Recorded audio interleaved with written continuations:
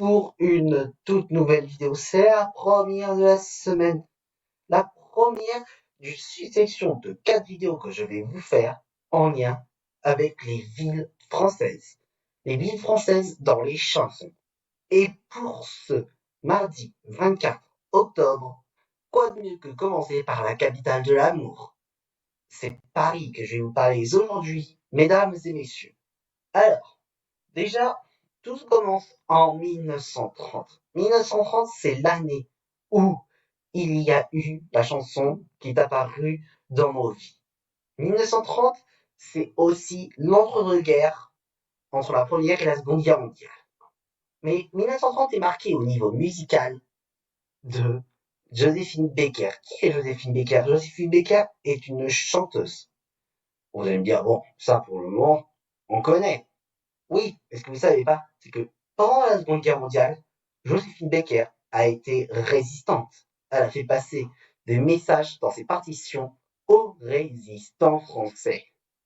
Mais ce n'est pas le sujet. Je vais vous parler donc pourquoi Paris en chanson. C'est parce que elle a écrit J'ai deux amours et que son refrain célèbre, c'est J'ai deux amours, mon pays c'est Paris. J'insiste bien sur le c'est parce que sachez qu'à l'origine, le refrain de la chanson devait être mon, j'ai deux amours, mon pays et Paris. Donc ça devait être son pays, donc elle est née aux États-Unis dans le Missouri, mais ça devait être aussi la ville de Paris. Et sachez que les radios à l'époque étaient très strictes sur la langue française. Et Joséphine Baker avait fait pour eux, au niveau des radios françaises, une très grosse faute de français. Alors ils ont dit repasser avec une nouvelle maquette et si c'est mieux, on vous la diffusera. Donc elle a fait une faute d'orthographe pour eux, le et Paris, mais aujourd'hui, on dirait la même phrase, on la reprendrait, on la mettrait sur les ondes de radio, ils nous diraient elle sera diffusée, vous vous inquiétez pas, en temps et en heure. Donc le célèbre refrain qu'on connaît tous, c'est J'ai deux amours, mon pays c'est Paris, c'est. Voilà, donc je vous ai parlé d'une première chanson, il me reste deux chansons à vous parler. La deuxième chanson, c'est April in Paris. C'est une chanson qui devait être, sachez à la base, pour une comédie de Broadway. Mais à l'époque, cette comédie Broadway a dû refuser cette chanson car les paroles n'avaient aucun lien avec leur texte. C'était sur les États-Unis du 19e siècle, donc sur la guerre de sécession en particulier. Donc, la chanson April in Paris a été mise aux oubliettes pendant un an.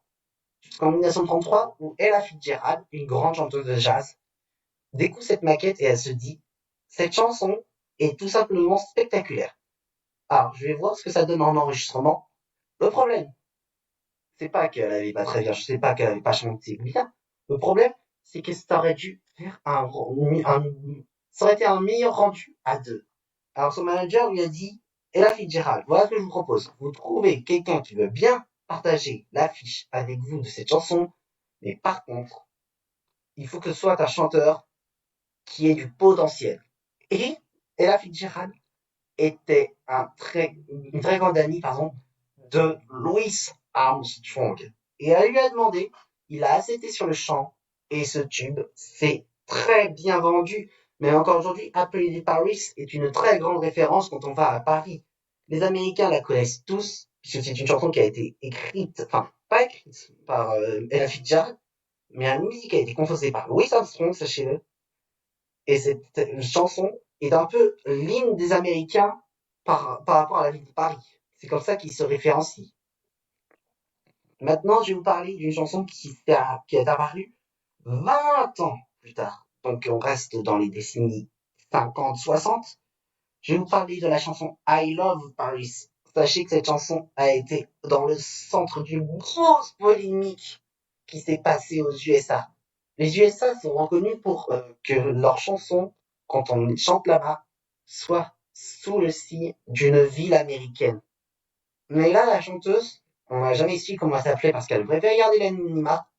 Elle a dit, je veux que ça s'appelle I Love Paris. Alors qu'à l'origine, cette chanson devait s'appeler I Love Broadway. Puisque cette chanteuse était née à Broadway avec une mère née de cette même ville. Mais elle avait un père, comme tout le monde a un père. Son père, à elle, pardon, est né à Paris. Et il est mort pendant la Seconde Guerre mondiale, donc elle n'a jamais pu réellement le connaître. Et elle a voulu rendre hommage à ce père qu'elle n'a jamais réellement connu. Et cette chanson s'est vendue à plus de 600 000 exemplaires. Sachez que c'est une référence mondiale à I Love Paris. Juste à taper I Love Paris, mais il y a plusieurs personnes qui l'ont reprise, donc on ne sait pas vraiment laquelle est la version originale. Et pour conclure, je vais vous dire que Paris est une source d'inspiration pour tout chanteur et chanteuse. J'ai pas cité de chansons d'aujourd'hui parce que je connais pas de chanson en lien avec Paris qui est dans les années 2010, par exemple. Donc, c'est pour ça que je dirais pas, je vous en ai pas trouvé. Par contre, ce que je peux vous dire, c'est que je peux vous conseiller d'écouter une chanson. C'est La Complainte de la Butte. C'est une chanson qui a été écrite pour une Parisienne qui a été harcelée dans les années 50. C'est Cora Vauquier qui a eu la chance et l'opportunité d'écrire ses paroles.